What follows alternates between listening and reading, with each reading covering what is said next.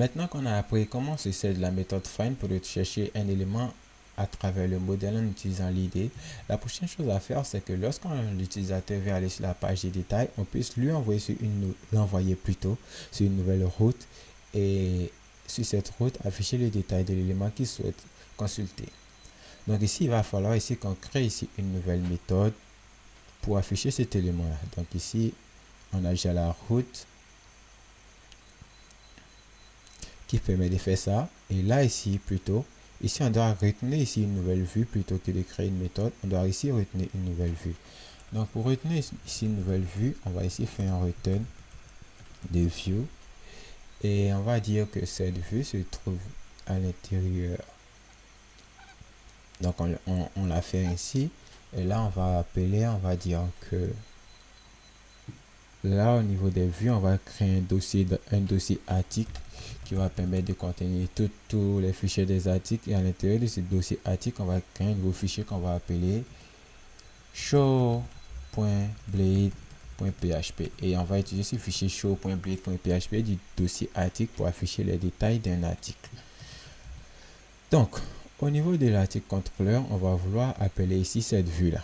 Donc ici, on va faire ici un return view. Et là, le dossier, c'est article dans le dossier view. Le dossier parent, c'est article avec un S. Et le fichier qu'on souhaite appeler, c'est show. Ensuite, on doit envoyer ici l'article qu'on a récupéré à cette vue. Donc ici, on va lui dire que là, l'article qu'on récupère est égal à la variable article qu'on vient bel et bien de créer. Et juste en faisant ça, si on retourne à nouveau maintenant ici sur notre site et que cette fois ici on rafraîchit la page, on voit que là on est redirigé sur la page article. Et là, si on a un tableau vide ou on a un écran blanc, c'est juste parce qu'ici on n'a rien ajouté. Et là, si j'ajoute ici un lorem et que je rafraîchis ma page ici maintenant, j'ai bel et bien mon lorem qui apparaît.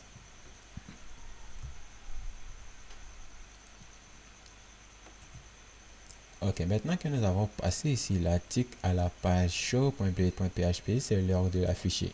Et ici, pour l'afficher, on doit juste faire ici le même layout qu'on a fait pour app.blade.php, c'est-à-dire aussi faire un extend de layout et ici créer ici une section. Donc ici, je vais juste copier ces deux-là.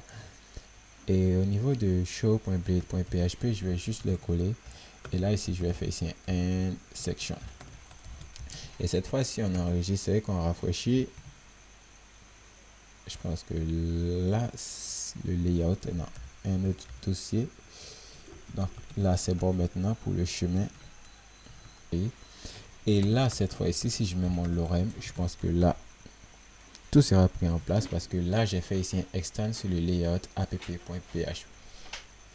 Et c'est ce que je vais faire, c'est que je vais créer ici un nouveau, comment est-ce que je peux afficher ici les données. On va créer ici une nouvelle card. Et ici, on va créer ici un élément card body. Et ici, on va créer une nouvelle propriété title. Et ici, on va vouloir récupérer le titre. Donc ici, on va mettre ici le titre. Et ici, on va mettre ici un paragraphe. Et ici, on va mettre un lorem pour dire que là, ça sera la description qu'on souhaitera récupérer. Et là, cette page title, ici, on va faire un MT2 3, histoire de totalement le séparer du haut. Ok. Et maintenant qu'on réussit à retourner sur la page show.blade.php, il va falloir lui afficher l'article qu'on a retourné. Donc, on a retenu l'article à travers ici cette variable article. Donc, puisqu'il s'agit de retourner un unique article, on n'est pas obligé de faire, on ne passera pas par la méthode forEach comme on l'a fait lorsqu'on souhaitait récupérer la liste des articles. Ici, lorsqu'on souhaitait récupérer la liste des articles, on faisait un forEach. Et dans ce cas-là, c'est de retourner un unique article. Et cet unique article, il a déjà été sauvegardé dans cette variable qu'on a appelée article. Donc pour l'afficher, c'est plutôt simple. Puisqu'on est maintenant sur l'écran qui est retourné, ici on va dire qu'on veut afficher du contenu Blade. Et là on va appeler la variable article. Et ce qu'on va vouloir appeler ici, c'est le titre. Donc si je fais ce que j'enregistre ici, j'ai le titre qui apparaît, qui est mon nouveau premier article. Et ici on fera la même chose ici pour la description.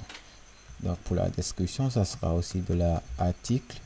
Et là, on mettra un tiret ici. Et là, ça sera description.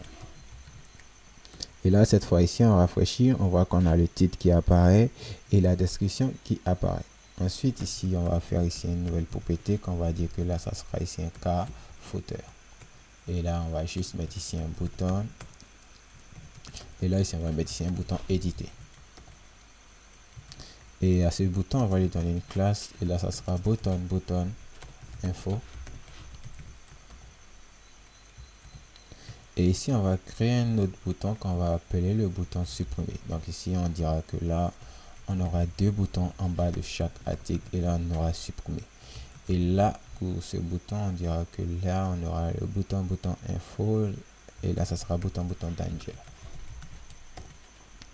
Et là, on aura ces deux boutons qui seront juste en bas. Et juste ici, juste avant la carte, on va créer ici un lien qui permet de retourner sur l'écran précédent.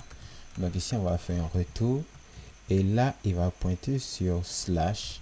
Donc, on va faire un tour au niveau de la web, de la vue du fichier qui liste les routes, c'est-à-dire le fichier web.php.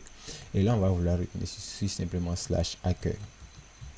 Et là, si on rafraîchit, si l'utilisateur clique cette fois sur le bouton retour, il est bel et bien redirigé sur l'écran précédent. Et cette fois-ci, si on va créer un second article, on va appeler ça un second article. Et là, ici, la description, ça sera ceci est un second article. Et si on clique ici sur ajouter, on a un second article qui apparaît. Et cette fois-ci, on clique sur un second article. On est bel et bien sur l'écran un second article. Et là, je pense que mon bouton, je vais le mettre à l'intérieur du card body, histoire qu'il soit un peu plus stylé.